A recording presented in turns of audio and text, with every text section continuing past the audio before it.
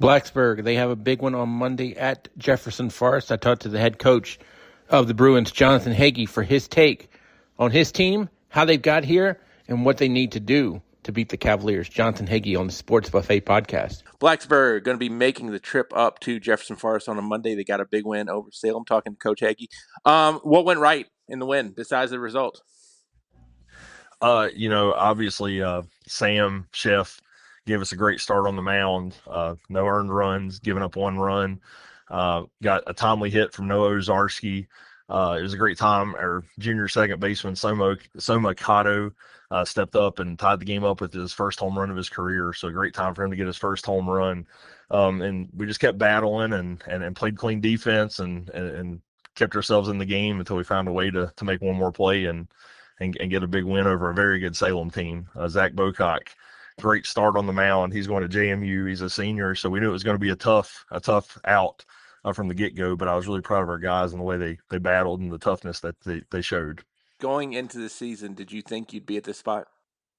I certainly thought that we had a shot. We lost 5 really good seniors last year and a lot of production on the mound and in our lineup, but I knew with what we had coming back and some of the younger guys coming up that we had a shot. It was just a matter of could we put it all together and then put it all together at the right time and stay consistent. And fortunately, we've been able to do that. And I'm really proud of our kids and the way they've been able to come together as a team. And each guy has kind of played their role and stepped up in key moments. It's been different guys. But the one constant and consistent has been as a team, we've played pretty consistent and good baseball. Define pressure for me by your definition.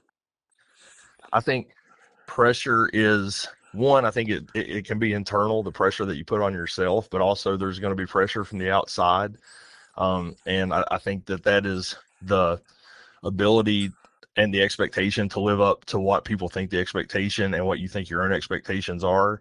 And I think that it can be intrinsic and extrinsic. So I think it's definitely something that you battle from both ends, outside and internally. With that being said, have you personally felt pressure this year? And do you think your team felt pressure going into the season? Or, hey, we're just going to play and see what happens? I think anytime you've had the success that our program's had the last couple of years, coming off a 16-4 season, you're going to feel that pressure to keep that going. And then also with a new group and a new roster, kind of backfilling what you lost, I think you're going to feel the pressure to want to show that that the program is here to stay. It's not just a 1 or 2 year thing. So I think I certainly felt the pressure to keep that going and to put our guys in an advantageous spot to be successful and to have a good season, and wanted the best for them. So I'm always going to put that pressure on myself because I feel like if we're not playing well, that's on me, and it's my job to put our guys and our team in the best situation to succeed. My comment, not yours. I don't think scouting is really a baseball thing. Agree or disagree? I think it's yes and no. I think there is an element to maybe overthinking and overcoaching sometimes, and not just trusting your guys to go out and play the game and focus more on being the best version of yourself as a team that you can be. But I also think there is an element to knowing guys' tendencies, especially pitchers. What do they throw? What do they like to throw in certain counts? But in high school, that's not as advanced as probably at the college or pro level, because we don't have the access to the video, and scouting is going to change based on who's on the mound, who did they face offensively. If a guy's throwing 90, obviously the scouting report is going to be different than the next time they see a pitcher that's maybe in the mid to upper 70s. So I definitely think there's an element that it can be not as big of a tool in high school as it is at the college or pro level, but there is a place for it for sure. And I guess my point is, film study is going to be much more important than football and basketball. Baseball, you're going to kind of adjust on the fly because, like you said, 90, what's the situation, what's the count, so on and so forth, where football, I know a coach or coaches that will watch a play 7 or 8 times. Baseball, I don't know if anybody would do that even if they had the access to film, because if you're not there, can film simulate the eyes? You know what I'm saying? Absolutely, and I think that's a great point. And I've learned, throughout my years in the game as a player and a coach, that really no 2 games are the same. You're going to see something in baseball almost every game that you maybe have never seen before in your life, and the game is constantly changing from pitch to pitch and game to game. So I definitely think that film study is a lot more important in football or basketball than what it would be in baseball. Where are baseball coaches going to be second guessed the most? I think obviously from a pitch calling standpoint, Mm. you look like a genius if you hold an offense down, and obviously you look like maybe you could have done a better job calling pitches if you're going to give up some runs. But I also think the small ball element of that. There's times where maybe you don't move a runner over and you end up not scoring when you had a really good chance early on in an inning. And I think you hear a lot of coaches get second guessed in that element. Maybe they should have bunted. Maybe they should have tried to hit and run, swipe a bag, and then when it ends up not working, you're gonna hear probably the most on that, because you got to find a way to score runs, and people are always going to second guess when that doesn't happen. Is your background more offensively or defensively? Your personal Def- background. my personal background, I was a position player, Okay. left-handed hitter. I played first base in high school and college. I would consider myself more of an offensive guy. I never pitched.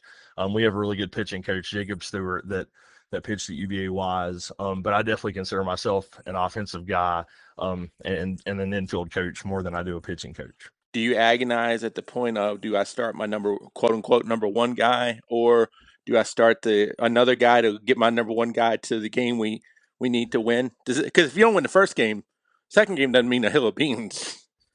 Sure. Yeah. I've always been from the school of thought and always been taught, win the one you're in, and you can't worry about winning the next one until you win the one you're in. So I think you have to start your ace in that game one, or what you consider your ace. We're very fortunate. We feel like we have a good staff, and we have a couple quality arms, or a handful of quality arms really, that can put us in a position to win. But I think going into any game, you're always going to say, you know, who's the best arm available, and can we get them on the mound, and you're going to feel like that gives you the best chance to win. What worries you about Forest? The consistency, obviously with Coach Gillen, they're going to be well coached. They've been good for a long time. That's a program with a lot of history. McLaughlin's very good on the mound. They swing it well. They really have no weakness. They're just solid in all phases of the game, and we feel like we're that way too. It should be a good matchup of two really good teams, but obviously you know what you're up against going into that game. Final thing, appreciate your time. We'll hope to do it again down the road. How important is it that Blacksburg worries about Blacksburg and doesn't worry about any external factors? I think it's important for any team to head in any game, and something we preach to our guys. Let's worry about being the best version of ourselves, because if we're not going to be the best version of ourselves, especially in the postseason, and playing teams like Jefferson Forest and Salem, like we have our last two games, you're going to be in trouble, because you can't worry about your opponent until you take care of yourself. So it's very important that we just focus on being the best version of us, not worrying about any outside noise, or what people's expectations are of the game. We just have to have laser focus, and play pitch by pitch, and take it pitch by pitch, and see where that leaves us at the end of 7 innings.